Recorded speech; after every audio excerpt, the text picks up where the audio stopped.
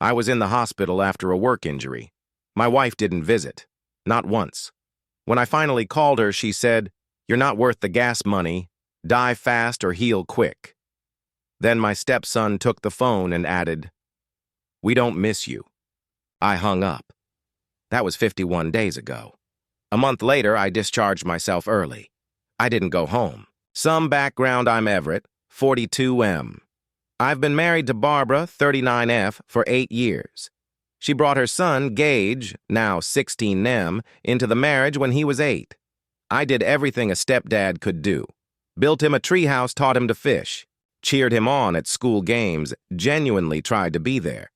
Barbara and I weren't exactly couple goals, but I thought we were solid. We had routines, inside jokes, a life. Then everything changed. The accident. 51 days ago, I was working a construction site when a support beam gave way. The result: crushed leg 3, broken ribs. A punctured lung. Doctors said I was lucky to be alive. Didn't feel particularly lucky. The first night in the hospital is a blur. Pain meds had me in and out. I called Barbara and told her not to bring Gage. It was bad. She promised she'd be there first thing in the morning. Morning came. No. Barbara. Day 2, still no show. I figured maybe Gage had something going on or she had work. Called her that evening. She picked up mid-episode of a reality show. Said she'd try to come tomorrow. She didn't. The silence. By day 5, I wasn't just hurt. I was confused. Worried even. Maybe she'd been in an accident herself. I asked the nurses if she'd called. Nothing. Tried calling again. Straight to voicemail. Days passed. Weeks passed. Only one person came to visit consistently. My sister, Bernice. She brought home cooked food. Updates on our dog, Curtis. Barbara? I managed to get her on the phone twice in the first 3 weeks. Each call lasted under 3 minutes. She always had an excuse. Curtis is sick. The dishwasher's leaking. Gage has a game. Every conversation felt like a box she was checking. That's when a nurse named Tessa, 34F, started, sitting with me during her breaks. She never asked where my wife was, but I could feel the question in the room every time she sat down. Denial ends week 4, 3rd surgery. Still no Barbara. One afternoon, Bernice sat with me longer than usual. "Do you want me to talk to her?" she asked. I knew from her face something was off. My sister doesn't do fake. "Just say it," I told her. She took a breath. "She hasn't visited her husband in the hospital for 28 days. That's not right, Everett." Something broke in me. Not heartbreak, just reality. I asked her to check our joint bank account. I don't know what I expected. Actually, I do. The wake-up. 2 days later, Bernice brought my laptop. We logged in. $6,000 withdrawn over the past month. Mostly ATMs. A few transfers to an unfamiliar account. And a charge at a jewelry store. Barbara doesn't wear jewelry. Only the necklace I gave her and her wedding ring. That night, I called her. For once, she picked up. I didn't mention the money. Just asked when she planned to visit. "The hospital's 40 minutes away," she said, mid-chew. "Gas is like $5 a gallon, and I've got a lot on my plate." I reminded her Bernice had offered to pick her up. That friends had too. That we had money, well, had. Then she said it. "You're not worth the gas money, Everett. Either die fast or heal quick. I'm sick of the in-between." I think I made some kind of sound. She backpedaled, of course. "I'm stressed." "I didn't mean that. You're taking it the wrong way." Then Gage got on the phone. "We don't miss you," he said. "Mom's friend Silvio helps with everything now." Silvio, our neighbor. Moved in 6 months ago. Always offering to help Barbara when I worked late. Suddenly, it all clicked. Aftermath, I discharged myself a month early, against medical advice. Didn't go home. Yesterday, Bernice sent me a clip from one of her friends, Barbara, screaming in front of our empty house. "He took everything. Even the dog. Yeah, I took everything I paid for, Curtis included. I'm staying somewhere safe, private, healing, not just physically. What now? I haven't spoken to Barbara since. Gage either. Curtis sleeps at the foot of my bed every night. He's old, but he still gets excited when he sees me. That alone is worth more than any apology I'll never get.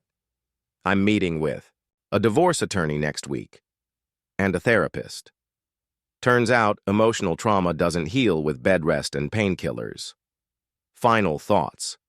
It's funny how you can give someone years of your life, love, effort, memories, and they'll still tell you you're not worth the gas money. But I am. I was always worth more. They just weren't worth me. When Gage said, "We don't miss you," I didn't say a word. Just pressed the red button, hung up, and stared at the ceiling. For hours. The next morning was day 36 in the hospital. Tessa brought my meds with an extra pudding cup. "Rough night?" she asked, noticing I hadn't touched breakfast. I told her everything. I don't know why. Maybe because she was the only person who'd been kind to me with no agenda. She didn't interrupt, just listened. Then she said something I'll never forget. "Some people show you who they are during the good times. The smart ones pay attention. The rest of us have to learn during the bad times." The setup. The next 2 weeks were a blur. Physical therapy. Follow-up appointments. Secret planning. I told the hospital staff not to release any information to Barbara if she called. She didn't. Bernice started bringing me documents from our home office while Barbara was at work. I used her phone to make calls, started tracking our joint account daily, more withdrawals, more charges. Then a new one, 2 plane tickets to Cancun. Barbara hates the beach, says sand gets everywhere. One afternoon, Bernice came in looking uneasy. "I drove by the house today. Silvio's car was in the driveway. 2 p.m. Wednesday. When Barbara's supposed to be at work." I didn't yell, didn't cry. Just felt a strange calm come over me, like everything finally made sense. The exit. That night, I asked Tessa what it would take to check myself out. Early. Doctors wanted me to stay another 3 weeks. My leg was in a brace the size of a lawn chair. I could barely walk with a walker. But I couldn't stay. Not while Barbara was draining the accounts. "Against medical advice?" Tessa asked. "Everett, you're still healing. The infection risk alone." "I can't stay here," I said. "Not anymore." She helped me line up home care, medical supply delivery, a portable toilet, yeah, that low, a home health aid service, day 51, discharged AMA. The doctor tried for 30 minutes to convince me to stay. "You're risking serious complications," he said. "I'd risk more by staying," I told him. Bernice picked me up in her SUV, back seats folded down so I could keep my leg elevated. As we pulled away, she asked the obvious. "Where to? Home?" I watched the hospital shrink in the side mirror. 51 days, not one visit from my wife. "No," I said, "not home. Take me to the Staybridge on Westlake." I'd booked an extended stay. "How long?" she asked. I thought about Barbara, about Gage, about Silvio, about the money, the fake Facebook posts, the Cancun trip. "As long as it takes," I said. "I've got plans to make." Bernice glanced at me, then back at the... "Odd. You're going nuclear, aren't you?" For the first time in 51 days, I smiled. "No, I'm giving Barbara exactly what she deserves. Nothing more, nothing less." Update 1 continued. Thanks for all the awards and messages from the first post. Didn't expect this to blow up. Some of you called the story fake. Okay, weird flex. Others wanted immediate updates. Sorry, I'm managing revenge while healing from major injuries. It's a lot. So here's where we're at. The Staybridge suite. That first night? Rough. No beeping machines, no nurse check-ins, just silence and stabbing pain. I binged cooking shows till 4 a.m. Not because I cared who won, just needed something. to keep my mind busy. The next morning, Bernice showed up with microwave breakfast sandwiches and coffee strong enough to melt steel. She was scrolling through posts on our neighborhood's social media group. That's how I found it. Barbara's post. The Facebook fakery. A picture of us from 5 years ago, smiling on a mountain hike. The caption, "Please keep my brave husband in your prayers as he recovers. It's been a hard time for our family." She posted that 3 days after my accident. Never mentioned me again. The comments were full of hearts and "you're so strong" messages. The absolute gall of this woman. Bernice wanted me to go, full scorched earth. Tell everyone. Blow it all up. I almost did. But Tessa's words echoed again. The best revenge isn't just planned, it's patient. So instead of rage texting, I made a list. The list: find a lawyer, document assets, track account activity. Open a new bank account, find a permanent place to live. Secure Curtis, the dog. Don't give Barbara a single warning shot. Enter Reggie the lawyer. Bernice found a lawyer willing to come to the hotel since I couldn't drive. Reggie showed up the next day in jeans, sneakers, and a backpack instead of a briefcase. Didn't look like much. Turned out to be exactly what I needed. Practical, no nonsense. Specializes in messy domestic disasters. First question, you. Thinking divorce or separation? I hadn't really thought it all the way through, but the answer came quick. Divorce, I said. Definitely divorce. We spent 3 hours laying it all out. House, bought pre-marriage, but refinanced. Together cars. One in my name, one in hers. Bank accounts. Mostly joint retirement. Separate evidence, growing by the day. Reggie nodded, tapping notes into his tablet. And she hasn't visited once? He asked. 51 days, I said. Not once. He raised an eyebrow. And you're sure about the withdrawals, the plane tickets, this Silvio guy? Oh, I said. I'm just getting started. I showed Reggie everything, the bank statements, credit card charges, screenshots Bernice had taken of Barbara's social media check-ins at restaurants I'd never heard of, always with a friend, never tagged, never named, always while I was supposedly clinging to life in a hospital bed. After looking through it all, Reggie leaned back and said, "Here's where we stand. In this state, you're entitled to half of all marital assets. But here's the catch. You need proof of what exists before she starts hiding things." That night, I couldn't sleep. Not because of pain. This time, it was the planning. I stared up at the ceiling fan, watching it spin through every possibility. Barbara still thought I was in the hospital. She had no idea I knew about Silvio. The money, the lies. That gave me one thing I hadn't had in weeks, an advantage. I wasn't going to waste it. The setup, phase 2. Day 3 at the hotel, I made a new email, ordered a burner phone. Then I texted Barbara from my regular number.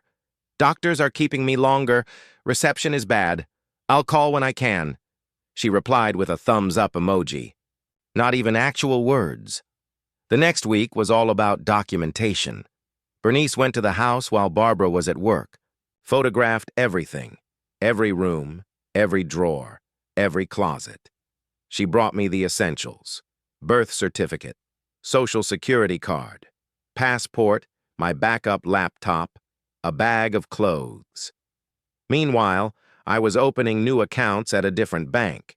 Set up direct. Deposit for my job.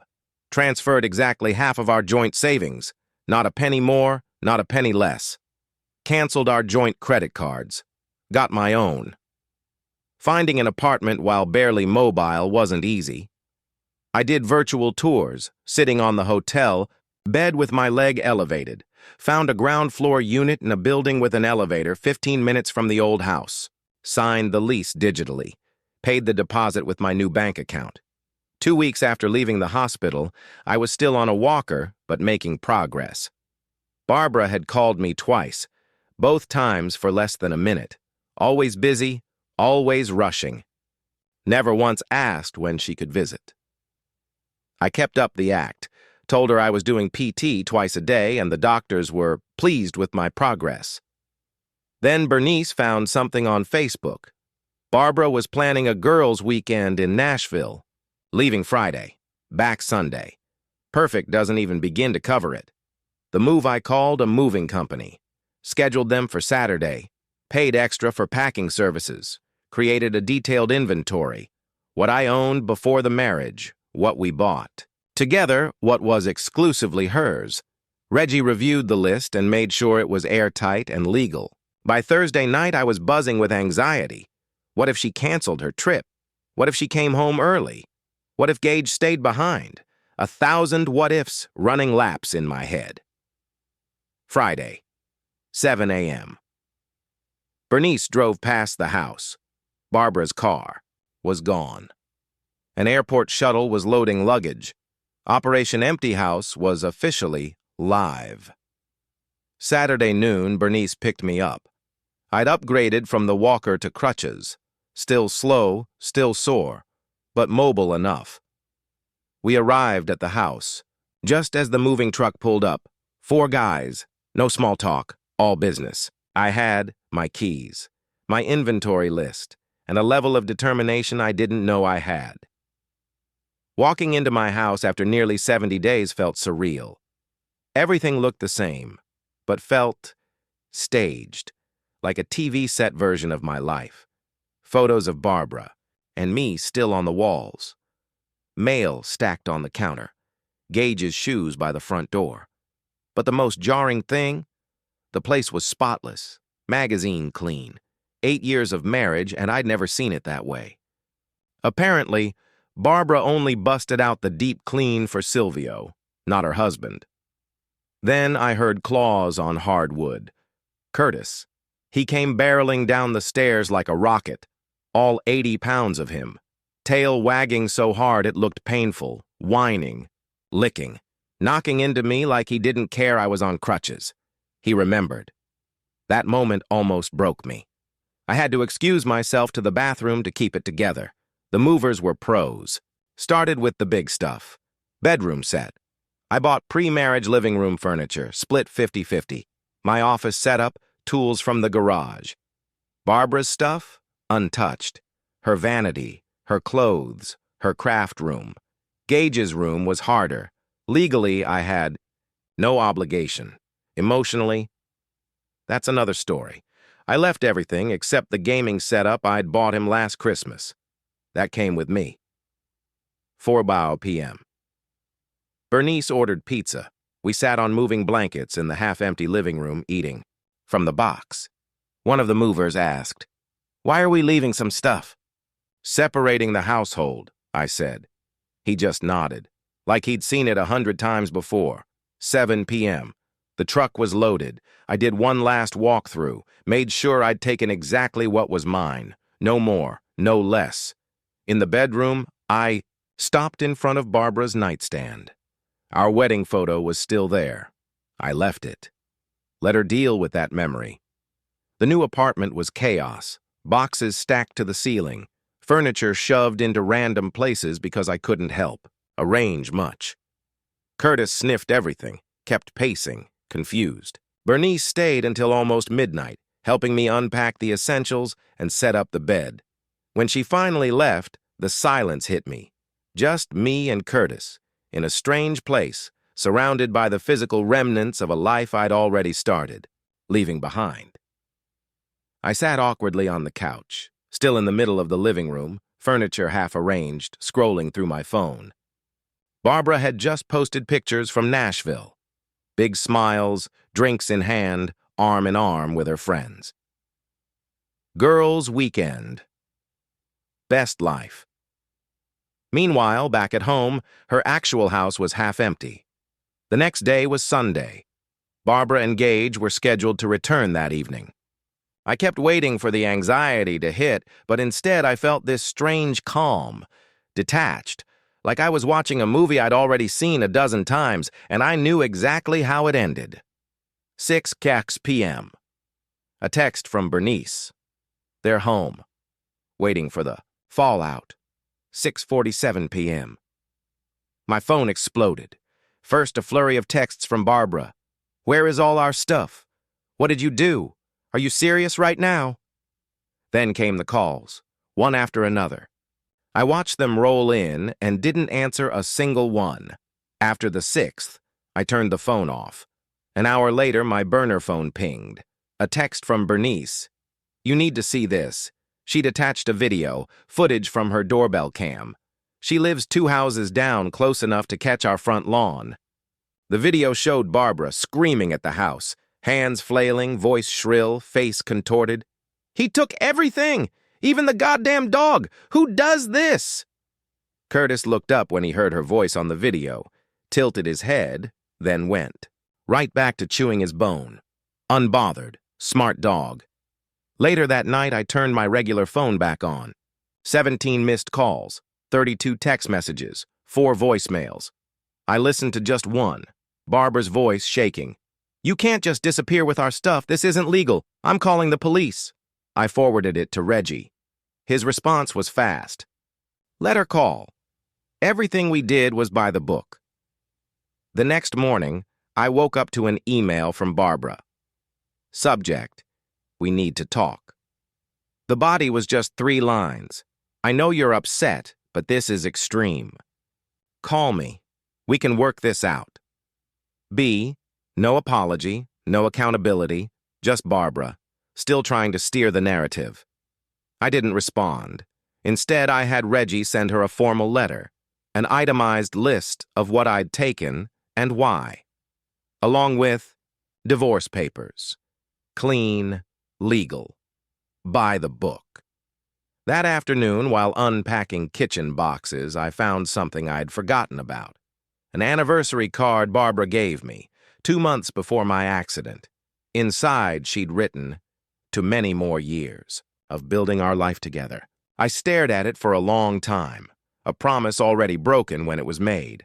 I snapped a photo, texted it to Barbara with one question. Was Silvio already in the picture when you wrote this? She read it immediately, started typing, stopped, typed again, then finally replied, It's complicated. That's when I knew I'd made the right decision.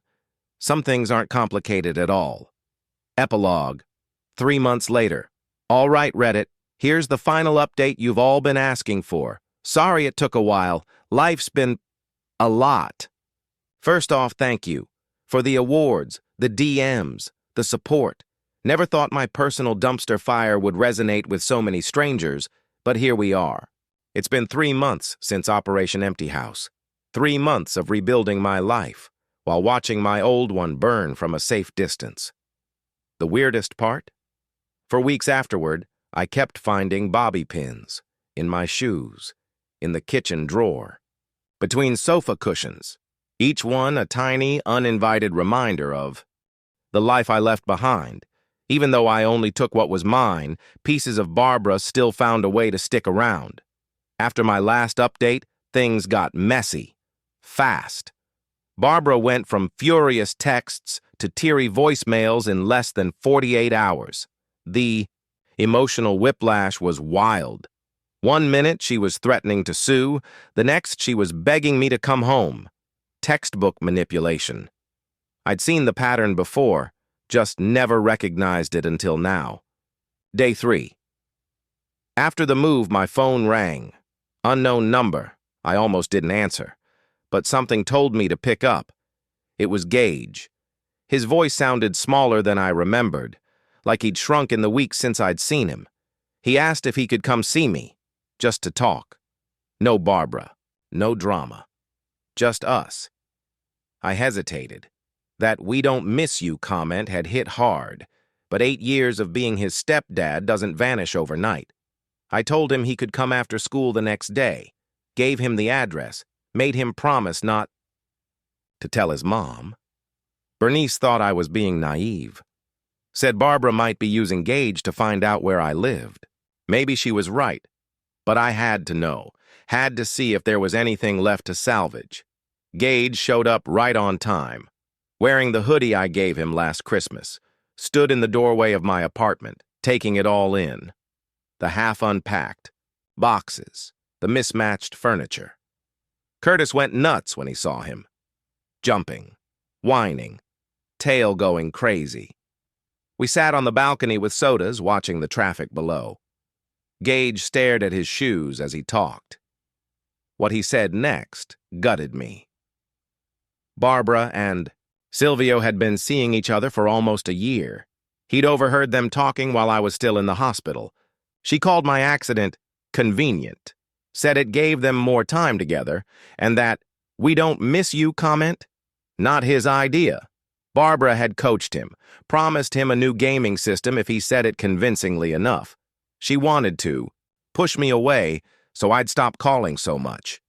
The kid was 16, caught between his loyalty to his mom and his own growing sense of right and wrong. And that's where I'll leave it. No neat bow, no revenge fantasy. Just a man, a dog, and a teenager trying to make sense of the mess a selfish adult left behind. I asked him why he was telling me all this now. Gage looked up, finally met my eyes, and said the quiet part out loud. Finding the house half empty? It was a wake-up call. He told me he saw who his mom really was that night. While I was missing and unreachable, she spent the entire evening on the phone with her friends, more worried about the missing furniture than whether I was okay. That night, after Gage left, I sat out on the balcony until 2 a.m., nursing, a beer and trying to process it all. I kept thinking about every red flag I'd missed over the years. The unexplained late nights, the work events, the weekends with friends I never met. The slow, creeping emotional distance I chalked up to the natural ebb and flow of long-term relationships. The next morning, my burner phone lit up, a text from an unknown number. "I know Gage visited you yesterday. Barbara." Somehow she'd gotten my new number, probably from Gage's phone while he was asleep. I didn't respond. Instead, I called Reggie and gave him the update.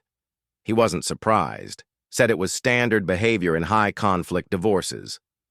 Advised that I cut all communication with Barbara, everything goes through him now, told me we were still on solid legal ground, reminded me to document any harassment or threats. 2 weeks after the move, Bernice's doorbell cam caught something. Barbara, sitting in her car in the visitor parking lot of my apartment building.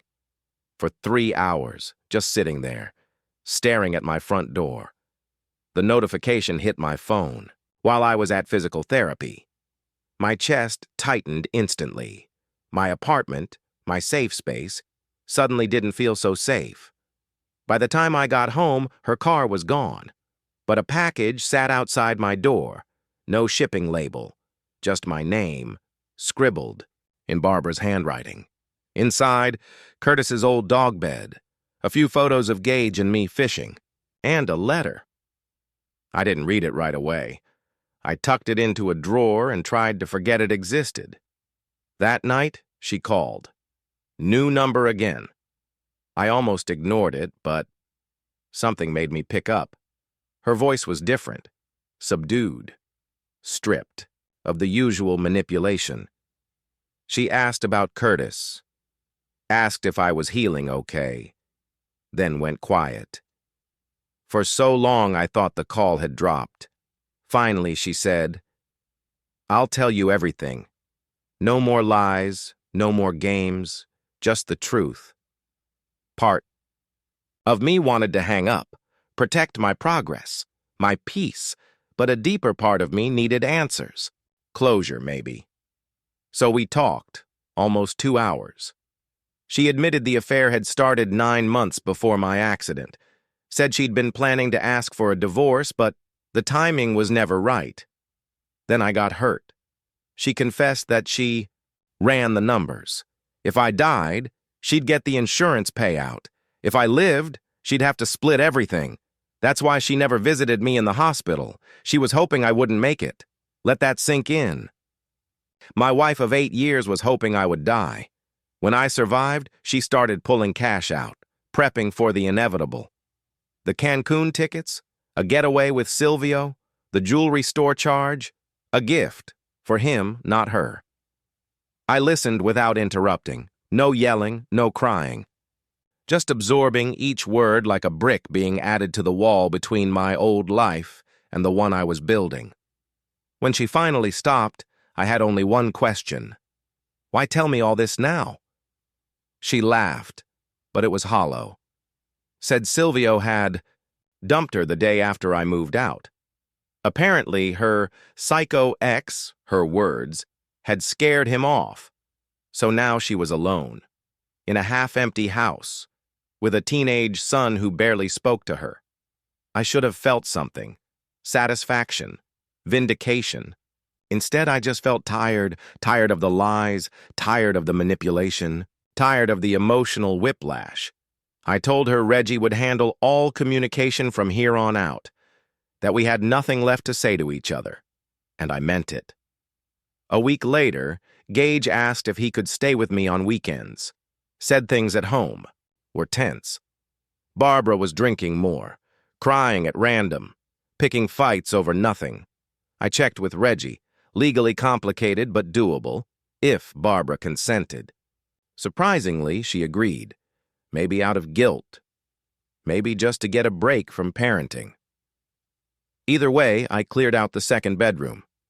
Set it up for Gage. Nothing fancy. Just a bed, a desk, some space to call his own. That first weekend was awkward. We didn't know how to act around each other. But we found a rhythm. Friday night movies, Saturday morning pancakes, Sunday dog walks with Curtis. Small, ordinary moments. But they were real, and they were ours. Meanwhile, the divorce crawled forward. Barbara contested a few things at first.